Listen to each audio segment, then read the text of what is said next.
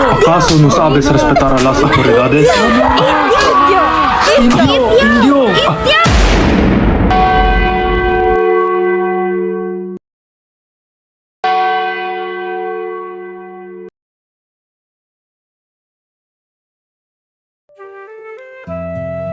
Sa bayang Kalamba, isinilang ang liwanag.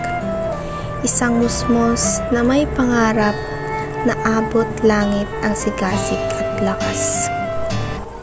Jose Protasio Rizal Mercado y Alonzo Realonda ang kanyang dangal. Ngunit sa puso ng bayan, si Pepe ang kanyang mahal na ngalan. Taglay ang dugong Tagalog sa tunay na yaman ng ating sambayanan. Sa Ateneo UST, talino'y humubog. Sa Europa, musbong ang tangal niya'y walang kapantay. Naglakbay siya sa mundo, dunong ay tinipon. Bawat aral, bawat karanasan, tila apoy sa dibdib niya'y upang bayan niya'y may ahon sa hamon.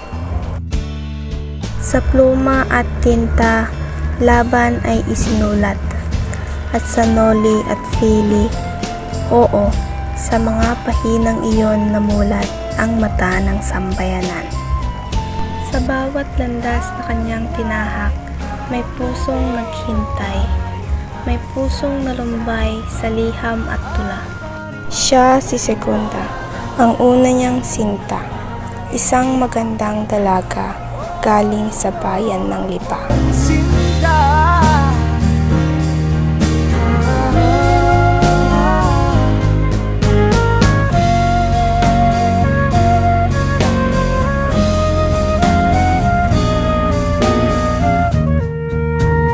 Ngunit tadhana may ibang sikwa, puso'y nasaktan, lumuhat talaga. Jose, ano ginagawa mo dito? Hindi ko inatang kikita ka dito. Pauwi na rin ka pa sa aming bayan para sa natin kong kasal. Hiling ko yung katiyan hindi. Mag-ingat ka tayong paglalakday. Mag-ingat ka rin sa iyong pag-alakbay, Jose. Ngunit, ako'y dinitan na rin.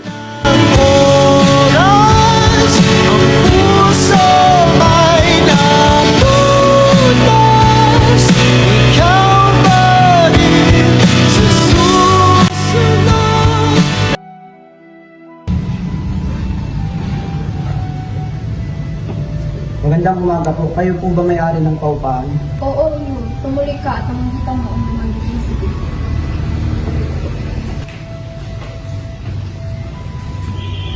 Dito ang mga magiging sige. At sila kapitan man, para sa iyo Valenzuela ang magiging kasama.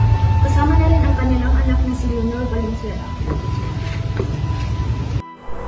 Naging bukas ang tahanan ng pamilya Valenzuela kay Rizal dahil sa husay nito sa Salamanca. O Jose, buti at nagay. Halika, pumasok ka rito sa loob. Babalik ko sa inyo mga kapitana, hanggang tunan kung bago pa lang ang ba.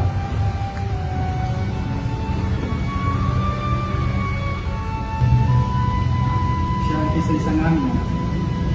Iha, siya si Jose, ang magaling sa kanang pera na aking tungkol.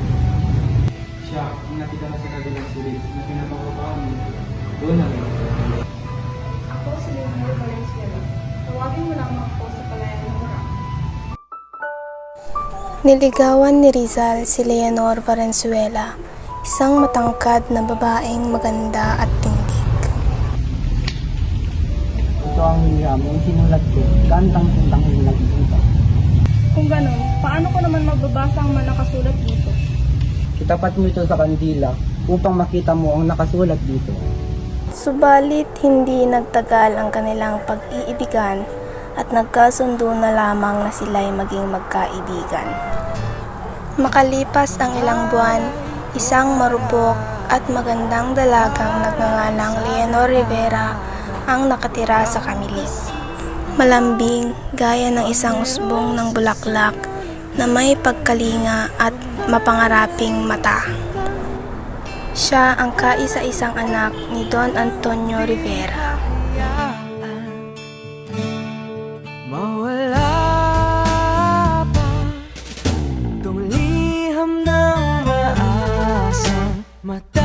mong makabasa. Handang gawin lahat, maging pamilya'y iligaw. Na yan ang nakadama ng wagas na pagkamahal. Hiling ka lang naman na Leonor, ay tagal na nung muli kitang makilala. O sir, ikaw pala. Kumusta ka na? Mabuti naman ako. Ikaw, kamusta ka na? Ayos naman ako. Sana magkita tayong muli sa lalong madaling panahon. Hanggang sa muli, Leonor. Paalam mo sir. Mag-ingat ka.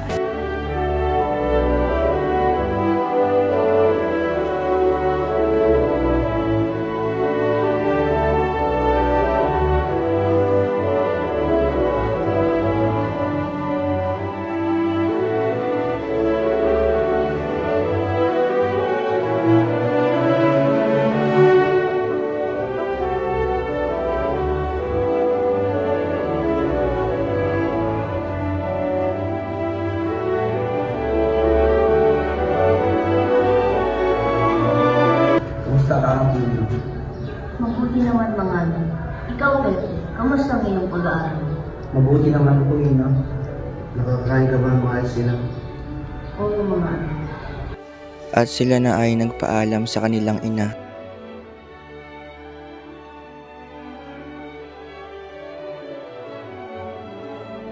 Naparito pala ako para magpaalam sa'yo. Kailan ka ba ba? Hindi ko pa alam, pero sinisigurado ko sa'yo na magkikita pa rin tayo. Para kahit matagal tayong nilimang kanita, ay bahagi pa rin ang sa'yo. Sa paglipas ng panahon, ang kwento ng pag-ibig ni Rizal at Leonor Rivera ay nanatiling isang inspirasyon at paalala na ang tunay na pag-ibig ay hindi nasusukat ng panahon o distansya.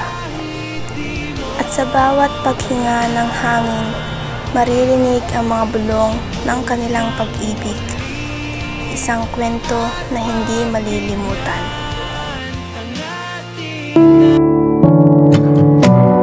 loving and fighting, accusing, denying. I can't imagine a world without joy and the chaos. The demons remain. I'd be so lost if you left me alone. Locked yourself in the bathroom, lying on the floor when I break through. Pull you in to feel your heartbeat. Can you hear me screaming, please don't leave me? Pakinabangin ninyo ang mga pahala ng bayan hanggang sa kung saan ang maibibigay ng mga ito. Laging maging Pilipino, isang edukadong Pilipino. Let me take your hand, I'll make it right. I swear to love you all my life.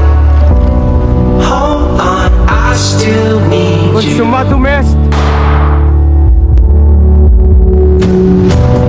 Long endless highway, you're silent beside me.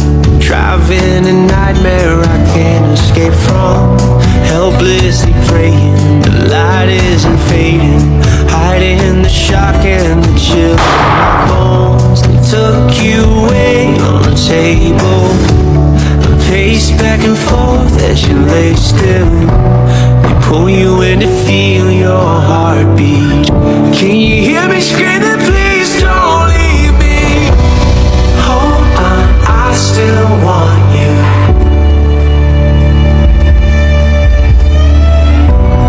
Come back, I still need you. Let me take your hand, I'll make it right. I swear to love you all my life. Hold on, I still need you.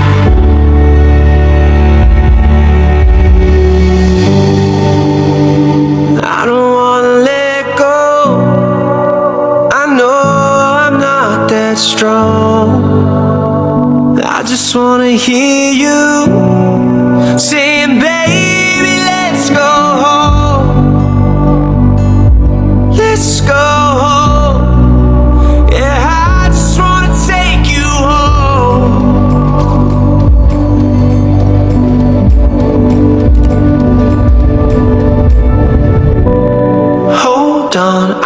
still want you.